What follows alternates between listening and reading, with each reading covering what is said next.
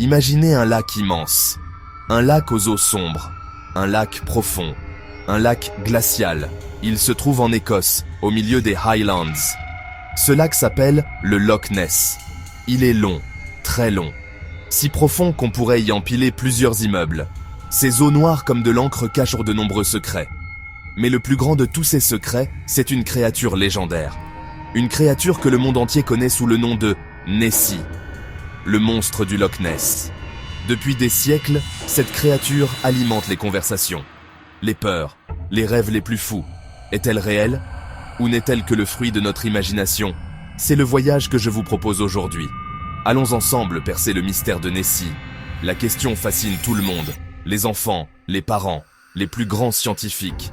Existe-t-il vraiment un animal préhistorique, un dinosaure marin, qui aurait survécu dans ce lac écossais? L'idée est incroyable. Elle nous transporte dans un monde d'aventure, comme dans un livre de Jules Verne. On imagine une bête gigantesque. Pour trouver la toute première mention d'une créature étrange dans la région, il faut voyager très loin dans le temps. Nous sommes en l'an 565. Un moine irlandais, du nom de Saint Colomba, se rend en Écosse pour répandre le christianisme. Un jour, alors qu'il se trouve près de la rivière Ness, qui se jette dans le fameux lac, il assiste à une scène terrible. Des habitants sont en train d'enterrer un homme. Il lui explique que l'homme a été attaqué et tué par une bête aquatique alors qu'il nageait. Saint Colomba, voyant un autre homme s'apprêter à traverser la rivière, décide d'agir pour le protéger. La légende raconte que Saint Colomba s'est alors avancé vers la rive. Il a levé la main et fait le signe de croix.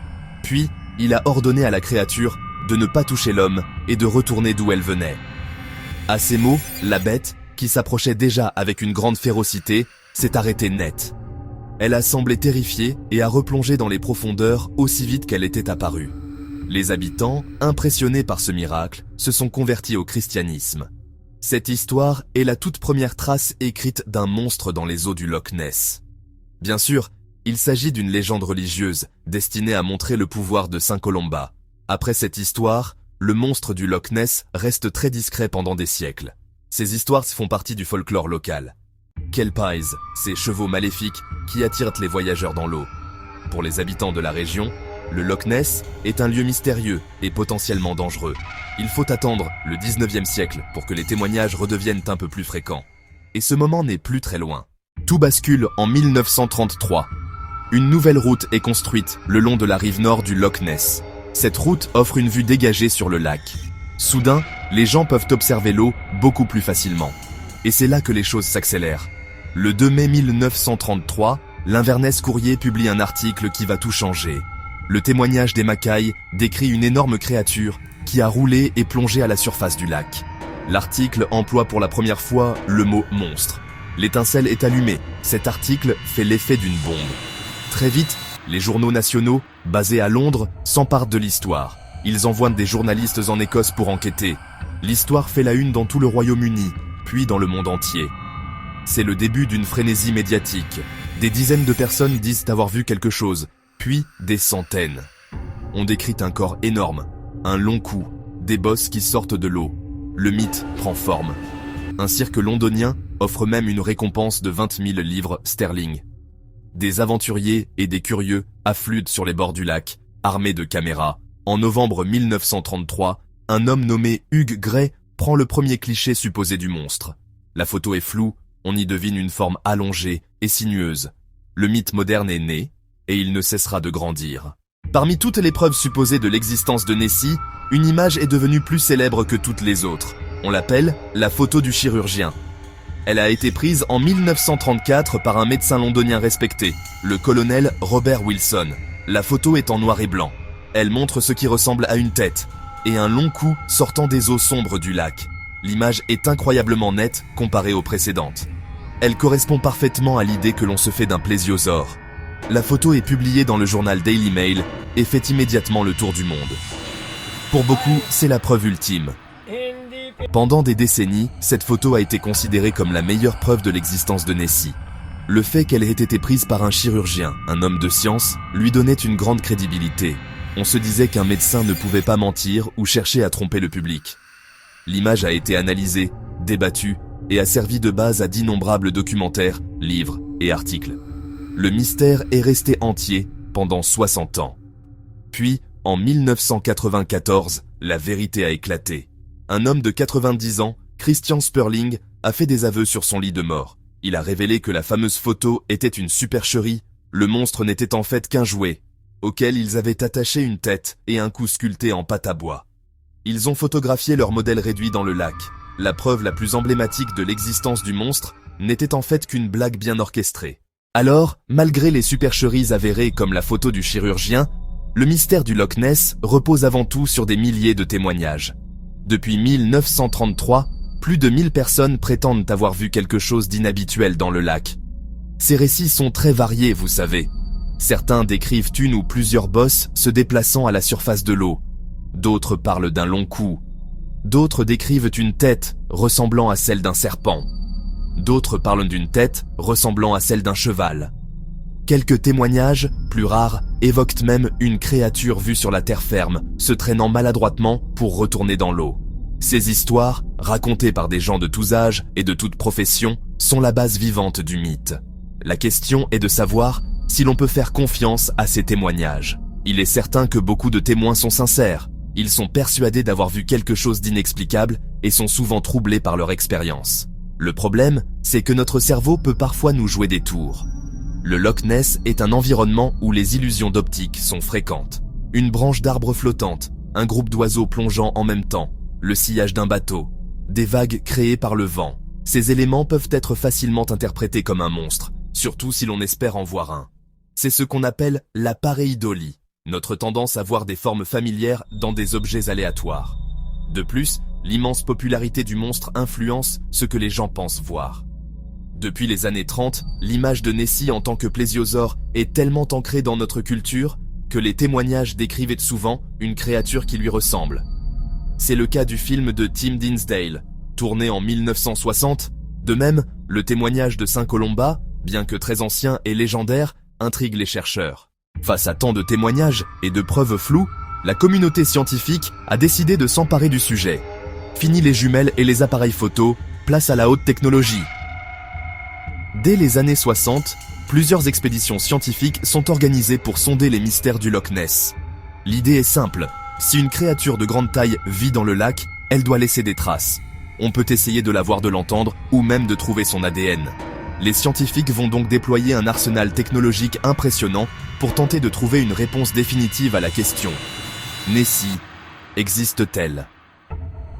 L'une des technologies les plus utilisées a été le sonar. Le sonar, c'est un peu comme les oreilles d'une chauve-souris ou d'un dauphin. On envoie des ondes sonores dans l'eau. Ces ondes rebondissent sur les obstacles, comme le fond du lac les poissons, ou un monstre, et elles reviennent vers un récepteur. En analysant le temps et la direction du retour, on peut créer une image de ce qui se trouve sous l'eau. La plus célèbre, l'opération Deep Scan en 1987, a déployé une flotte de 24 bateaux qui ont balayé tout le lac. En plus du sonar, les chercheurs ont utilisé des caméras sous-marines, certaines équipées de puissants projecteurs, pour percer l'obscurité des profondeurs. Le problème, c'est que l'eau du Loch Ness est très trouble. Elle est chargée de particules de tourbe, ce qui lui donne sa couleur brune et réduit la visibilité à quelques mètres seulement. La méthode la plus récente et la plus prometteuse est l'analyse de l'ADN environnemental, ou ADN. Le principe est génial. Tous les êtres vivants laissent des traces de leur passage dans leur environnement. Alors, après toutes ces recherches coûteuses et sophistiquées, qu'ont trouvé les scientifiques ? Les résultats sont à la fois décevants pour les rêveurs et passionnants pour la science. Commençons par les nombreuses expéditions sonar. Elles ont bien détecté des choses étranges. L'opération Deep Scan de 1987 a obtenu 3 contacts sonars plus grands qu'un requin, plus petits qu'une baleine. Cependant, les experts restent prudents. Banques de poissons très denses, troncs d'arbres saturés d'eau, flottant entre 2 erreurs techniques. Aucune expédition n'a fourni de preuves claires d'un grand animal inconnu. Les caméras sous-marines n'ont pas eu plus de succès. Des heures d'enregistrement dans les profondeurs, sans image de Nessie. Les hydrophones n'ont pas enregistré de sons inconnus, moteurs de bateaux mouvement naturel de l'eau. Qu'en est-il de la recherche ADN environnementale de 2018 ? Résultats annoncés en 2019, grand retentissement. Aucune trace d'ADN de plésiosaure, ni d'aucun autre grand reptile. Pas d'ADN de requin du Groenland d'esturgeon ou de grands poissons-chats. L'enquête a donc permis d'écarter de manière quasi certaine l'hypothèse d'un dinosaure survivant. Une très grande quantité d'ADN d'anguilles, bien plus que prévu. Les anguilles peuvent dépasser 2 mètres. Même si la science semble avoir écarté l'existence d'un monstre préhistorique, la fascination pour Nessie reste intacte. Pourquoi cette histoire nous captive-t-elle autant, même aujourd'hui? La première raison est sans doute notre besoin de rêve et de mystère. Dans un monde où tout est expliqué, cartographié, analysé, l'idée qu'il existe encore un grand secret caché au fond d'un lac est excitante. Nessie représente l'inconnu, l'aventure. C'est un lien direct avec un monde sauvage et primitif qui a largement disparu. Croire en Nessie, c'est un peu comme croire aux contes de fées. Cela met de la magie dans notre quotidien. Nous aimons les histoires. Et l'histoire de Nessie est une excellente histoire. Elle a tous les bons ingrédients. Un lieu mystérieux, un monstre insaisissable, des témoins passionnés, des scientifiques sceptiques, des preuves controversées. C'est un véritable feuilleton qui dure depuis près d'un siècle. Il ne faut pas oublier l'aspect économique. Le monstre du Loch Ness est une véritable industrie. Il attire chaque année des centaines de milliers de touristes du monde entier. La région vit en grande partie grâce à Nessie. Des peluches, des t-shirts et des tasses à l'effigie du monstre. Au terme de notre enquête, que pouvons-nous conclure? Résumons ce que nous savons avec certitude. Nous savons que le Loch Ness est un lac immense, très profond, aux eaux très troubles, ce qui en fait une cachette parfaite. La légende d'une créature aquatique est très ancienne, mais elle est devenue un phénomène mondial en 1933 grâce à la presse. La preuve la plus célèbre, la photo du chirurgien, était un canular. La science, après des décennies de recherches, sonars, des caméras, des analyses ADN, n'a jamais trouvé la moindre preuve physique, et surtout pas d'un reptile préhistorique. Face à ces faits, la plupart des scientifiques s'accordent. Le monstre n'existe pas. La probabilité qu'une population de grands animaux ait survécu est quasiment nulle. Les témoignages, aussi sincères soient-ils, s'expliquent probablement par plusieurs facteurs. Des erreurs d'interprétation, des branches, des vagues, des animaux connus, des illusions d'optique et une forte suggestion collective alimentée par les médias. L'hypothèse des anguilles géantes, suggérée par l'étude ADN, reste plausible pour certaines observations, mais pas pour toutes. Il est théoriquement possible qu'une créature très rare et discrète ait échappé à toutes les recherches. Une petite part de doute subsiste donc.